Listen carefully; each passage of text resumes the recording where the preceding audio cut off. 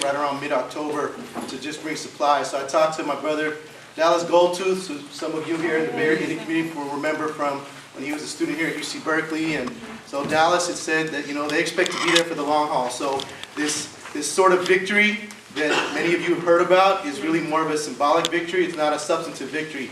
All they've been able to get approved is a temporary restraint that only goes up to 6 feet of the river, as many of you may have also heard. So they expect to be there in the long haul, and they're asking for winter rations and basically winter coats. They're asking for propane,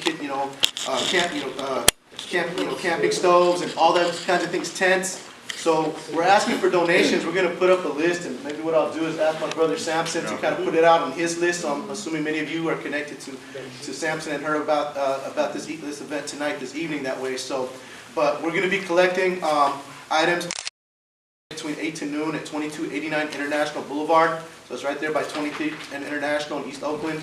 That'll be a drop-off stop, and if there's other folks who have drop-off stops, so it's going to be a small delegation. It's just myself, Charles Spotted Thunder, J.R. Leoa, and Anita Pollard, who are planning to take this trip at this point. Anita from Yakima, yeah. 2289. It gets cold out there. Yeah, 2289 International. 2289 International. So we'll put this out on the listserv and on social media. But the cross street. Cross street is 23rd and International. So, you know, just paying attention to what's been going on with our relatives at Standing Rock, it feels like history repeats itself, like things come full circle.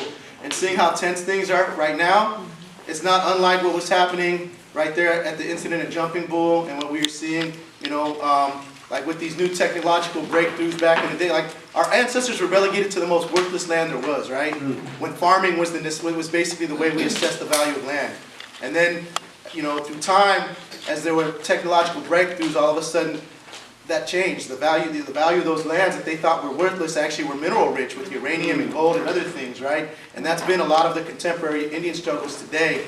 And so we know that's true right there in Standing Rock. And so our relatives are there defending land and life. We see this full circle, the way things are going, the level of repression.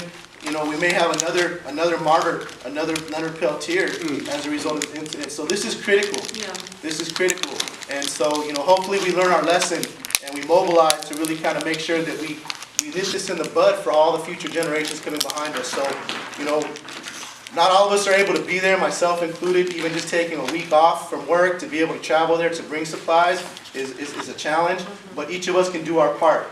And so if people are able to just provide donations to our relatives there, it's very much appreciated. Will you have it on Facebook so we can share it? Yes. Yeah. And the Answer Coalition will put out a notice too and help. Great, you tell have an people. answer? Yeah, we'll tell people to send it to your place. If Okay. And you're going to actually drive it up there, right? We're planning to drive it out there ourselves, yeah. Because if you try and send a huge amount of packages, it could be like $800 for a small amount, you know. We got a That's big great. trailer. That he's Anita's gonna drive it donated a out there. trailer and her truck, and we're going to be driving it there and coming, you know, dropping it off, staying a few days in Solidarity, and coming home. So.